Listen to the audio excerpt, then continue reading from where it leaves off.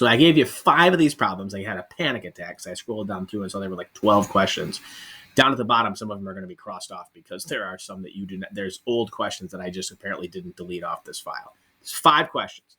Try 3 of them at least. All right. So step 1, draw a nice good graph. Make sure the points are in the right place. If the points are in the wrong place, you cannot get the question right. All right. Cannot get full credit.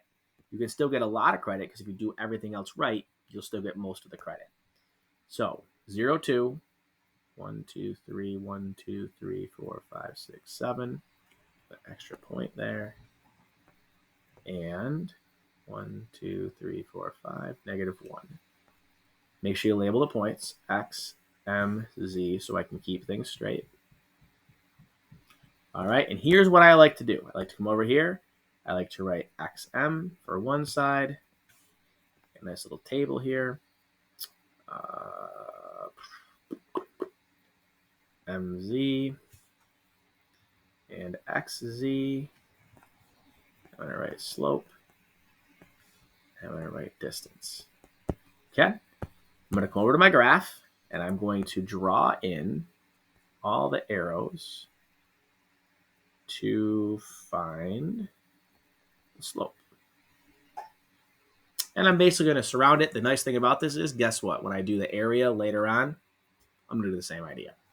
Okay, count each one of them individually. 1, 2, 3, 4, 5. 1, 2, 3. 2. 1, 2, 3, 4, 5, 6, 7, 8. 1, 2, 3, 4, 5. And then 1, 2, 3. All right, so now I got some signs. That's down 8. Okay, beautiful. So I'm going to come over here. I'm going to put the slopes right in here. Rise over run. So for XZ, it's rising 5, running 3. They're both positive. For MZ, it's going down 8, right 2. For XZ, it's going up 3, and then left 5. All right, so there's my slopes. You will probably want to reduce slopes here. So I'm going to reduce this to -4/1. We'll see why this one didn't matter. All right, but we'll see why later on. All right, another problem. And then I need to find the distance for each one of these. Now I'm going to do it right in the table. All right, I am going to use the original slope points. All right, look at the graph. Don't use anything reduced that's going to mess up your distance. And your side is 2 and 8, not 4 and 1. Okay, for this one here, it's 5 squared plus 3 squared equals c squared. For this one here, it's -8 squared plus 2 squared equals c squared.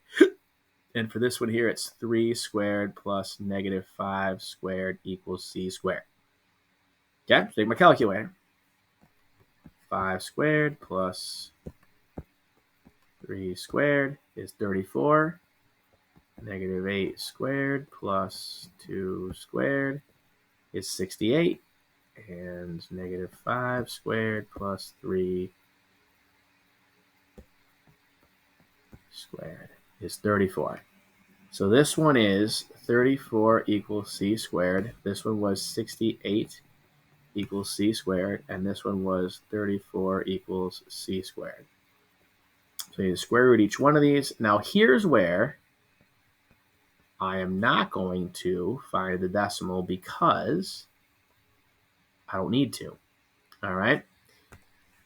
I can look at those and tell you if any of them are the same because they'll be the exact same square root. All right. So this says isosceles. That means 2 equal sides. Okay. Here and here, I have equal sides. All right. I like to write right in the table equal sides because, again, I'm getting a lot of this is almost everything I need. The only thing I didn't do was write a statement. All right. So I'm going to write based on my calculations. Triangle XZM is isosceles because it has 2 equal sides. Okay. Where are my equal sides? They're right there. It's all on my table. Everything is easy to read.